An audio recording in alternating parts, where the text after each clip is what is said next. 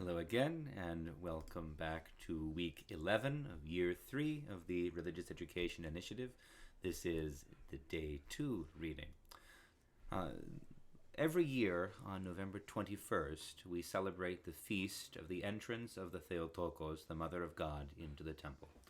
This feast is coming up on Monday of next week, so we will talk about it this week.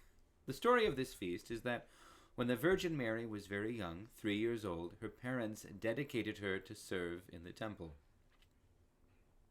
When she was brought to the temple, the priest Zacharias, the father of St. John the Baptist, greeted her, but she walked straight into the temple, all by herself, as it seemed, and went straight into the holy place, and beyond the curtain, into the Holy of Holies, which is where the Ark of the Covenant had used to be, until it was lost.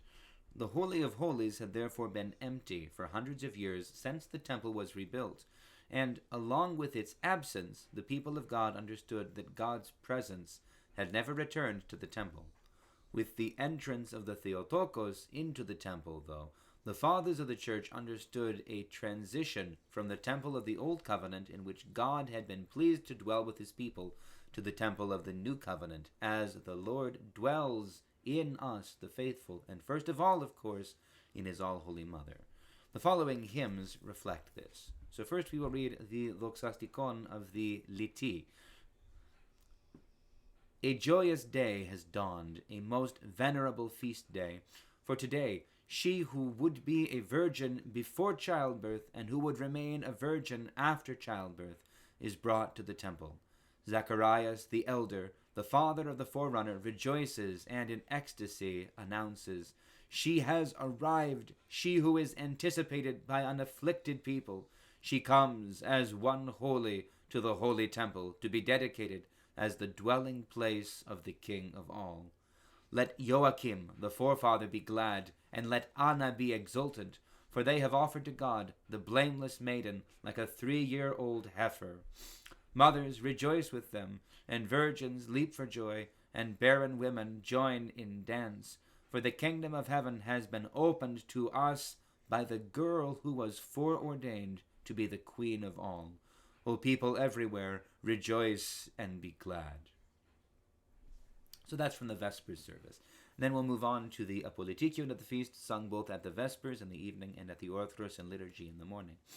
Today is the prelude of God's good pleasure and the proclamation of humanity's salvation. In the temple of God, the Virgin is presented openly, and in herself she announces Christ to all. Let us then, with a great voice, cry aloud to her, "Rejoice, you are the fulfillment of the Creator's dispensation." Moving forward then in the Orthros, we'll read from the first Kathisma hymn for the feast. The feeder of our life, now an infant in body, the offspring of the just Joachim and Anna, she is offered to God today in the holy sanctuary. She was blessed therein by the priest Zacharias. Therefore let us all with faith proclaim that she is blessed, for she is the mother of the Lord. Then from the Ikos of the feast, a little later in the service of Orthros, seeing the grace of God's ineffable and divine mysteries evident and manifestly fulfilled in the Virgin, I rejoice, and I am at a loss to understand the ineffable and strange manner in which the Immaculate Maid alone proved to be chosen above all creation, both visible and invisible. Therefore, wishing to extol her, I am greatly perplexed in mind and speech. Nevertheless, I dare to do it, and I proclaim and magnify, a heavenly tabernacle is she. And we will finish with 2 hymns from the second ode of the first canon of the feast. Today, the temple has become a wedding hall, a fair chamber for the Virgin. It receives the living bridal chamber of God, the pure and spotless one who shines more brightly than all creation.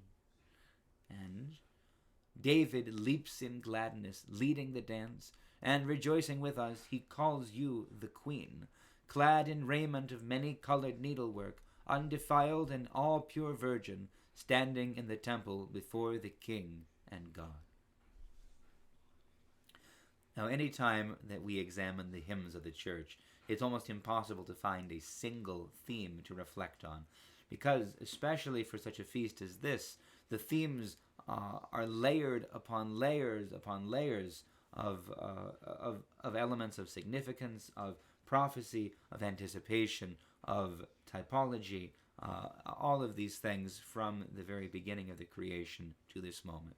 But the initial hymn really dwells, in many of these hymns, they really dwell on the typology between the physical temple into which the Virgin is entering and her herself being the temple, the living temple of the Most High God. Now this is language that is afterwards adopted and used to reflect on the human being, on all of us who are Christians, because as St. Paul says, you are temples of the living God, because all of us are vessels of the grace and the presence of our Lord Jesus Christ. All of us receive his body and blood as we partake in communion. All of us become imitators then of the Virgin Mary. But she is the one who receives him in her womb, and she becomes the bridal chamber of the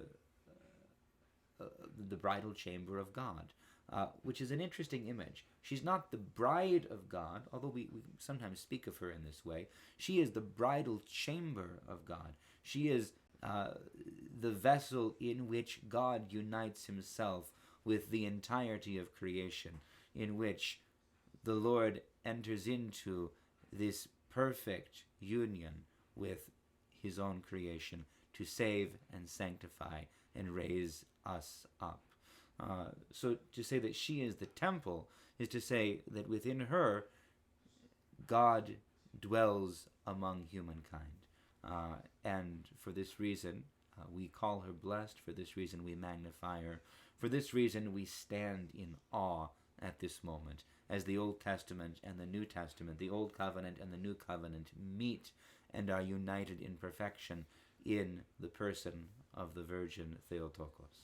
So, there's more that can be said, but it's in the hymns, so you can read it.